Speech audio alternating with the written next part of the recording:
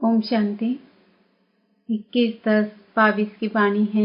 मीठे बच्चे, इस समय स्वयं भगवान तुम्हारे सामने हाजिर नाजिर है।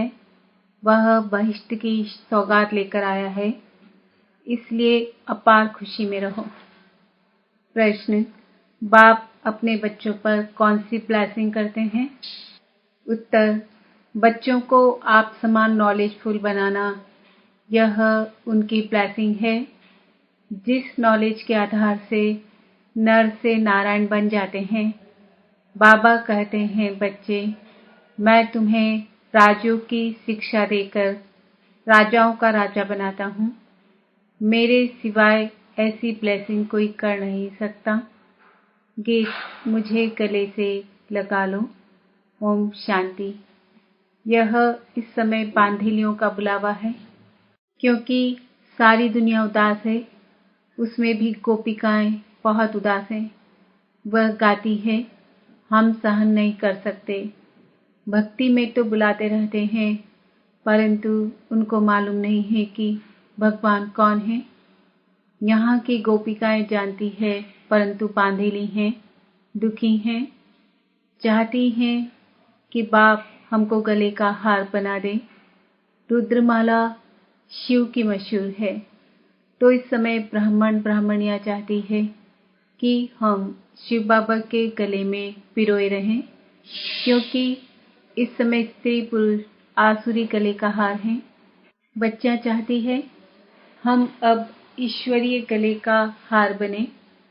जरूर जब बाप हाजिर नाजिर हैं तब तो कहते हैं, जब कसम उठाते हैं तब कहते हैं, ईश्वर को हाजिर नाजिर जान सच कहेंगे। बड़े बड़े गवर्नमेंट के मिनिस्टर भी कसम उठाते हैं, गीता हाथ में लेते हैं, क्योंकि भारत का धर्म शास्त्र है, तो एक ईश्वर का कसम उठाते हैं। ऐसे नहीं सब ईश्वर हैं, सबका कसम उठाते हैं। तो जरूर बाप कभी हाजिर नाजिर हुआ होगा। इस समय तो नहीं है, सिर्फ तुम्हारे लिए हाजिर नाजिर है। जो तुम बच्चों को पढ़ा रहे हैं, शिवरात्रि भी मनाते हैं, जरूर आया होगा। कैसे आया, क्या आकर किया, यह कोई को पता नहीं है। इतना बड़ा सोमनाथ का मंदिर है, परंतु उसने क्या किया वह पता नहीं, क्योंकि शिव के बदले श्री कृष्ण का नाम डाल दिया है। संगम युग निकाल द्वापर डाल दिया है।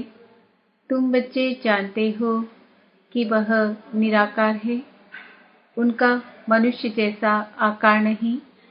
अब वह हमारे सामने बैठा है, तुम उनको हाजिर नाजिर देखती हो। बरोबर नॉलेजफुल ब्लिसफुल है, नॉलेज देते हैं, यही उनकी ब्लिस है। इस नॉलेज की ब्लिस से तुम नर से नारायण बनते हो। वह ब्रह्मा तन से खुद पढ़ा रहे हैं। बाप खुद कहते हैं, लाडले बच्चे, मैं तुमको राजयोग सिखलाकर राजाओं का राजा बनाता हूँ।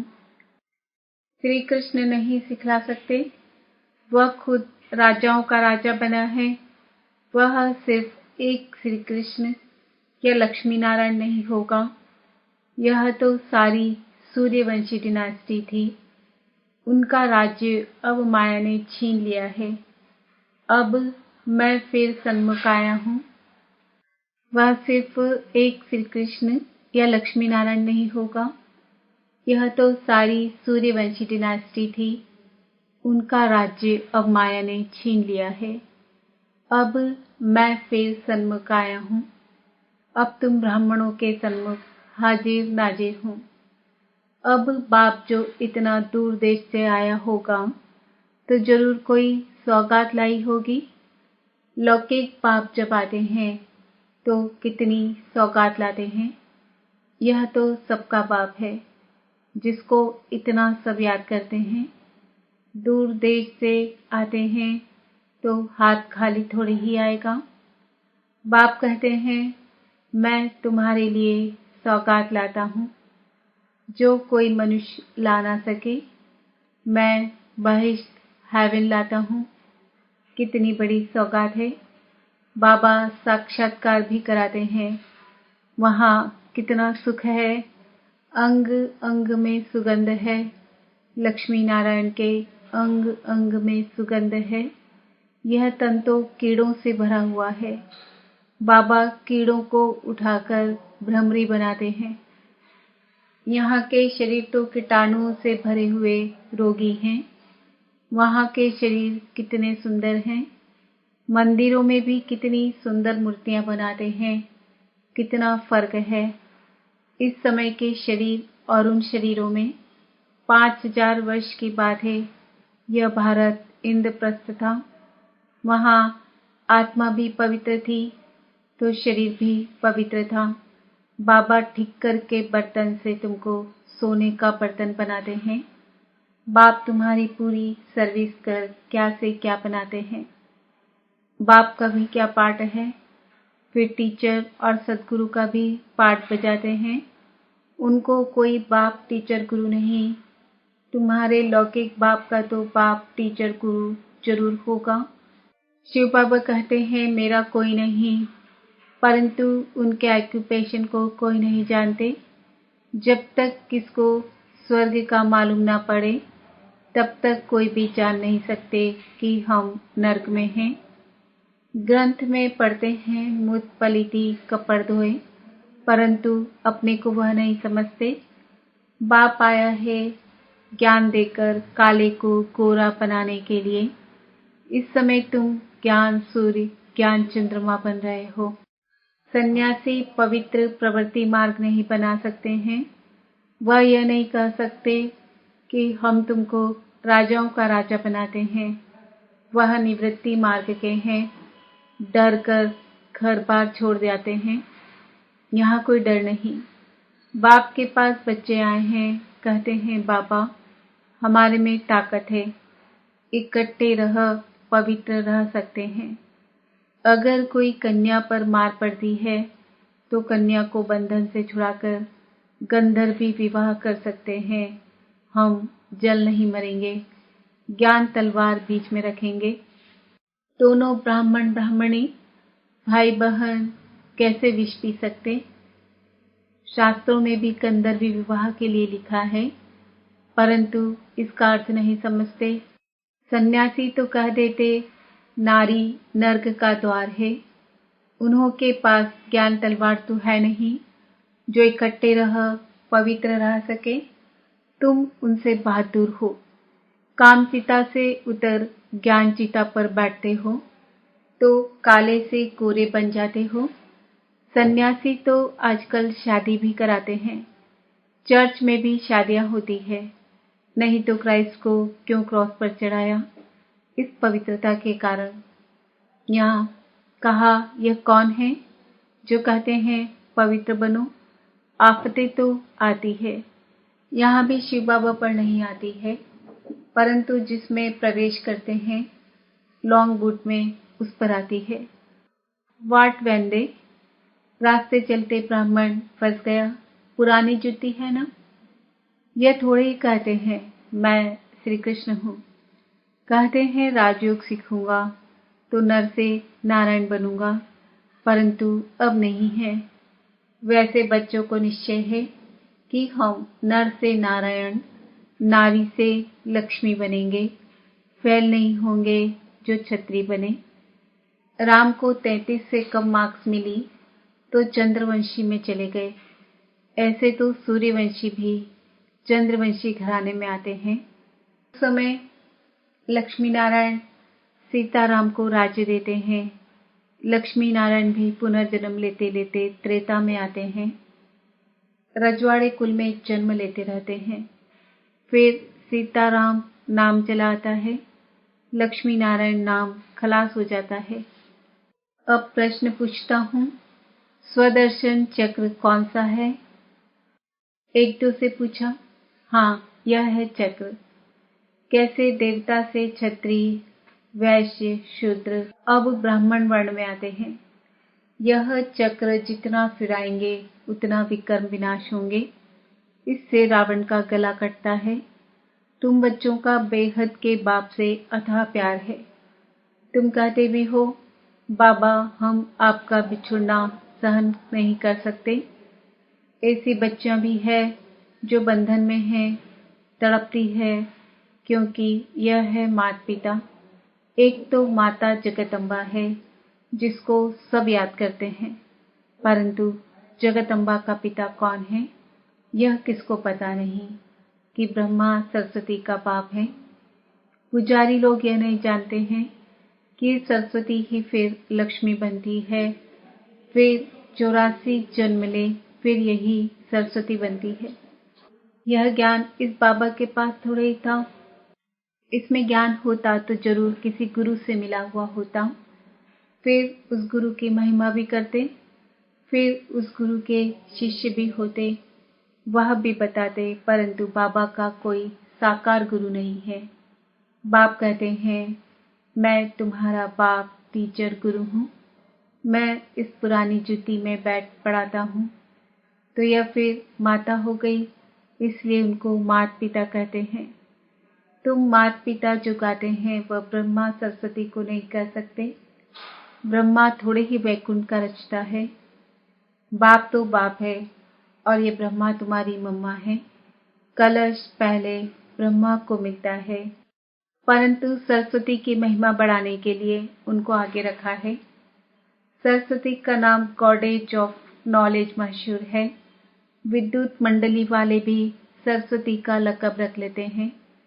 अच्छा, बाबा कहते हैं कितना समझाकर कितना समझाएं, मन मना भव, बस सिर्फ मुझे याद करो और मेरे वर्षे को याद करो तो तुम स्वर्ग में चले जाएंगे। वहां भी तो नंबरवार ही होंगे ना। सूर्यवंशी की रॉयल दास दासियां भी तो है, तो प्रजा की भी दास दासियां होंगी। चंद्रवंशी राजा रानी की भी दास दासियां तो है, वह सब यहाँ ही बन रही है। पूछो तो बता सकते हैं कि अगर अब तुम्हारा शरीर छूट जाए तो क्या जाकर बनेंगे। अच्छा, कोई भी बात समझ में न आए तो पूछ सकते हो। याद रखना, योग ठीक नहीं होगा तो वह सुख महसूस नहीं होगा। शोक वाटिका में बैठे होंगे, स्वर्ग है अशोक वाटिका। सीता अशोक वाटिका में नहीं, शोक वाटिका में थी। अब तो सब शोक वाटिका में बैठे हैं ना। मनुष्यों को चिंता रहती है कि पता नहीं लड़ाई होगी तो क्या होगा। हम तो कहते हैं कि लड़ाई लगे तो स्वर्ग के गेट्स खुलेंगे। अच्छा, याद रखना, सच्ची दिल पर साहेब राजी। अगर अंदर शैतानी होगी तो विघ्न डालते रहेंगे, तो फिर कड़ी सजाएं खाएंगे। ट्रेटर्स को हमेशा कड़ी सजाएं मिलती है। यह तो सुप्रीम जज भी है। श्री कृष्ण पर भी कितने कलंक लगाए हैं। इसने तो न कपड़े चुराए और न ही कंस जरासंधी को मारा। श्री कृष्ण का मुंह भी काला कर दिया है। अच्छा, बाप दादा तो तुम बच्चों के सन्मुख हाजिर नाजिर है। तुम कहेंगे हमारी नजर के सामने है, पतित पुट में आया है। भगवान खुद कहते हैं मैंने पतित पुट में प्रवेश किया है तब तो पावन बने। अब ब्रह्मा की रात तो ब्रह्मा भी रात में होगा ना, फिर विष्णु बनेंगे तो दिन हो जाएगा। अच्छा, मीठे मीठे सिकिल दे बच्चों को याद प्यार दे रहे हैं। दादा कहो व गुप्त माँ कहो, वंडरफुल राज है। बाप दादा मीठे मीठे बच्चों को नंबरवार पुरुषार्थ अनुसार क्यों कहते। जानते हो बाबा प्यार तब करेंगे जब बाबा मुआफिक सर्विस करते होंगे। जो जैसी मदद करते हैं वह भी तो प्रजा में आएंगे ना। उसमें भी नंबरवार साहूकार प्रजा भी होती है ना। अच्छा, गुड मॉर्निंग। रूहानी बाप की रूहानी बच्चों को नमस्ते। रूहानी बच्चों की रूहानी बाप दादा को याद प्यार, गुड मॉर्निंग, नमस्ते, ओम शांति। धारणा के लिए मुख्य सार, सच्चे साहिब को राजी करने के लिए बहुत बहुत सच्ची दिल रखनी है। कोई भी विघ्न नहीं डालना है। सुख का अनुभव करने के लिए अपना योग ठीक रखना है। स्वदर्शन चक्र फिराते विकर्मों को भस्म करना है। वरदान: न्यारी अवस्था में स्थित रह हर कार्य करने वाले सर्व के व परमात्म प्यार के अधिकारी भव। जैसे बाप सबसे न्यारा और सबका प्यारा है, न्यारापन ही प्यारा बना देता है। जितना अपनी देह के भान से न्यारे होते जाएंगे उतना प्यारा बनेंगे। बीच बीच में प्रैक्टिस करो। देह में प्रवेश होकर कर्म किया और अभी अभी न्यारे हो गए। ऐसे न्यारी अवस्था में स्थित रहने से कर्म भी अच्छा होगा और बाप के व सर्व के प्यारे भी बनेंगे। परमात्मा प्यार के अधिकारी बनना कितना बड़ा फायदा है। स्लोगन: शुभ भावना का स्टॉक फुल हो तो व्यर्थ को फुल स्टॉप लग जाएगा। आज का सम्मान है, मैं आत्मा परमात्म प्यार की अधिकारी हूँ। माते श्री जी के अनमोल महावाक्य: आत्मा कभी परमात्मा का अंश नहीं हो सकती है। बहुत मनुष्य ऐसे समझते हैं हम आत्माएं परमात्मा की अंश है। अब अंश तो कहते हैं टुकड़े को। एक तरफ कहते हैं परमात्मा अनादि और अविनाशी है, तो ऐसे अविनाशी परमात्मा को टुकड़े में कैसे लाते हैं। अब परमात्मा कट कैसे हो सकता है। आत्मा ही अजर अमर है, तो अवश्य आत्मा को पैदा करने वाला अमर ठहरा। ऐसे अमर परमात्मा को टुकड़े में ले आना गोया परमात्मा को भी विनाशी कह दिया। लेकिन हम तो जानते हैं कि हम आत्मा परमात्मा की संतान हैं, तो हम उसके वंशज ठहरे, अर्थात बच्चे ठहरे। वो फिर अंश कैसे हो सकते हैं। इसलिए परमात्मा के महावाक्य हैं कि बच्चे, मैं खुद तो इमॉर्टल हूँ, जागती ज्योत हूँ, मैं दीवा हूँ, मैं कभी बुझता नहीं हूँ। और सभी मनुष्य आत्माओं का दीपक जगता भी है तो बुझता भी है। उन सबको जगाने वाला फिर मैं हूँ, क्योंकि लाइट और माइट देने वाला मैं हूँ। बाकी इतना जरूर है, मुझ परमात्मा की लाइट और आत्मा की लाइट दोनों में फर्क अवश्य है। जैसे बल्ब होता है, कोई ज्यादा पावर वाला, कोई कम पावर वाला होता है, वैसे आत्मा भी कोई ज्यादा पावर वाली, कोई कम पावर वाली है। बाकी परमात्मा की पावर कोई से कम ज्यादा नहीं होती है। तभी तो परमात्मा के लिए कहते हैं कि वह सर्वशक्तिवान है, अर्थात सर्व आत्माओं से उसमें शक्ति ज्यादा है। वह सृष्टि के अंत में आता है। अगर कोई समझे परमात्मा सृष्टि के बीच में आता है, अर्थात युगे युगे आता है, तो मानो परमात्मा बीच में आ गया। तो फिर परमात्मा सर्व से श्रेष्ठ कैसे हुआ। अगर कोई कहे परमात्मा युगे युगे आता है, तो क्या ऐसा समझे कि परमात्मा घड़ी घड़ी अपनी शक्ति चलाता है। ऐसे सर्वशक्तिवान की शक्ति इतने तक है। अगर बीच में ही अपनी शक्ति से सबको शक्ति अथवा सद्गति दे देवे, तो फिर उनकी शक्ति कायम होनी चाहिए। फिर दुर्गति को क्यों प्राप्त करते हो। तो इससे सिद्ध है कि परमात्मा युगे युगे नहीं आता है, अर्थात बीच बीच में नहीं आता है। वो आता है कल्प के अंत समय और एक ही बार अपनी शक्ति से सर्व की सद्गति करता है। जब परमात्मा ने इतनी बड़ी सर्विस की है, तब उनका यादगार बड़ा शिवलिंग बनाया है और इतनी पूजा करते हैं। तो अवश्य परमात्मा सत्य भी है